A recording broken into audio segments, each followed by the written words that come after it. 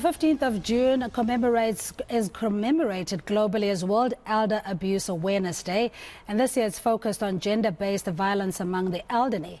Social Development Minister Lindiwe Zulu is calling for the protection of the dignity of senior citizens. Minister joins us now. Good morning, Honourable Minister Zulu, and welcome to the South African Morning. Just your view in that we even had to promulgate a World Elderly Abuse Day. How did society even get here, in your view? Thank you very much for the opportunity. This is a global day that is celebrated worldwide. So it's not just South Africa, but it's World Elder Abuse Day awareness. Yes, we got here globally because of the levels of abuse against the elderly.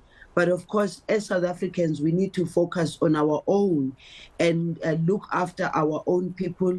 Yes, the United Nations recognized the need and the importance of protecting older persons because they were becoming more and more vulnerable.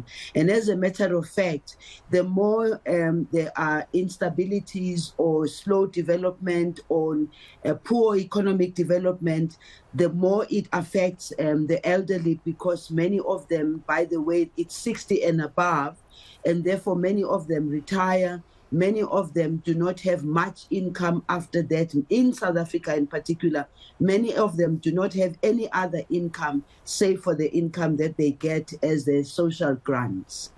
And Minister, I mean, part of protecting the elderly is the social security net that government provides. But I just want to go back to the fabric of society, for the mere fact that elderly people have been abused and in some cases are even fearful to report. I can tell you anecdotally of what my mother had shared, or many others, that when it's the time for their social grants to be paid out, they are then, almost wheelchaired or taken to the pay points. And after that, it's neglect and abuse all over again. How do we educate? I mean, is it a lack of compassion? Is it just erosion of the social fabric of society? It's partly the erosion of the social fabric, because we all know that traditionally older persons and older people were always respected and very revered in our communities in the past. They still do even today, but then we've got these terrible pockets of abuse that even gets to a point of sexual abuse. That is why we're talking about, the world is talking about closing the gap, and also addressing specifically gender-based violence, because it is mainly the women, again, who bear the brunt, because then they are abused at home, but also they are confronted with sexual abuse. They are raped in many instances, and in some instances they are raped and killed. And we also have a lot of older persons who are now living on their own, living alone in their homes. Now, what we say as a department, of course, we've got special programs that we have as a department, and also because we have a specific act, which is Older Persons Act 13 of 2006, that we have to keep on improving. But for me, Cindy, it's not just about the act.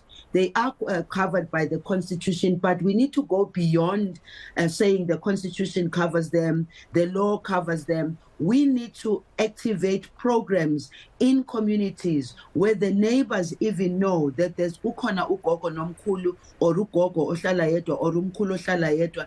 And therefore, as communities and society, we need to be aware that they are there, because some, of course, now live in special homes. And this, again, is something that South Africans are not very much used to, having the elderly people, especially the frail, being taken to special homes. We do have these special homes, and we encourage those who cannot take care of them to really take them to the homes, because there they'll find that they've got their own counterparts. They'll find that they have programs and games that they can play. But of course, we encourage more of the elderly being within our communities, within our homes, within our families, and taking care of them. And Minister, we know that there is generally a shortage of critical skills, especially when it comes to the healthcare sector. Social workers may not always be available in every corner of the society. You're saying that neighbors now need to look out for each other to make sure ukuthi ugogo nomkhulu are okay. At least if nothing else, they become then the lifeline or the point of call if the person is in distress. How many social workers, or what is the deficit in terms of having social workers on the ground in your department, Minister? The estimated was 55,000, which we're supposed to have been having to cover. And in our view, and in fact, the president had said to me very directly that he doesn't even think that the 55,000 is enough, considering the social ills that we have and the challenges that we have on the ground. So the National Development Plan had estimated that we need 55,000. So far, we only have about 30,000, which is not adequate. The problem with having that a number on the ground is the employment of social workers. The Department of Social Development is the one that goes to training the social workers and preparing the social workers to get to community. But the hiring or the employment should be something, and we are working towards ensuring that this is something that's done by other departments too, because education needs social workers, health needs social workers. We need social workers on the ground, and therefore the president has given us a directive to say, even that 55,000 is not enough. Let us look at global benchmarking. How many people are serviced by one social worker in countries that are advanced, and we are working on that. And fortunately for us, we are having a very positive conversation with the Department of Finance, and Treasury is agreeing with us, and therefore looking at increasing the budget so that we as social development can absorb more. But our call is to other departments to also absorb more, and the private sector also to help us in absorbing more. My view is that we need social workers on the ground, street to street, community to community, in schools and in the health places, as well as our places where we keep the elderly. Where we keep the elderly, we do have social workers, because we do employ social workers for those institutions. And just lastly, Minister, before we let you go, we are commemorating the 47th anniversary of the June 16, 1976 student uprising. But as students themselves or young people being burdened with all sorts of other social pressures, just your message in understanding the value, the privilege and the blessing of being able to take care of the elderly, be it your own or those in your surroundings. What's your message? My message, and as a department, we are saying to the young people and all families actually, that they should do the best to help the elderly and keep them safe, especially because these are people who sacrificed and made sure that at the time that they were young, I was brought up by a grandmother myself, and she did everything to make sure that I get education, to make sure that I'm fed, to make sure that I go to school and all that. And this is what the elderly are doing today, including the fact that their social grant, which they receive, most of that money, or the bulk of that money, goes to supporting children and grandchildren in their homes.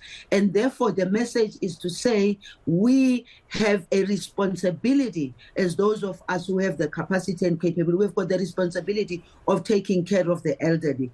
And by the way, before I go, I'm also there myself, and I think I'm privileged in the sense that I still can walk around and go to work and do all that. But there are many who are my age mates and all who cannot do what I'm doing. But the message is, let us all go out there and protect them and give them the dignity they deserve, because they gave us that dignity and they gave us the life that we have today. Minister, we thank you indeed for your time. This morning we are speaking to Minister Lindiwe Zulu, Minister of Social Development of South Africa, marking World Elder Abuse Day, the 15th of June, celebrated or marked around the world to highlight the plight of elderly people and to encourage society to just be a little bit more kinder and to look out for the elderly.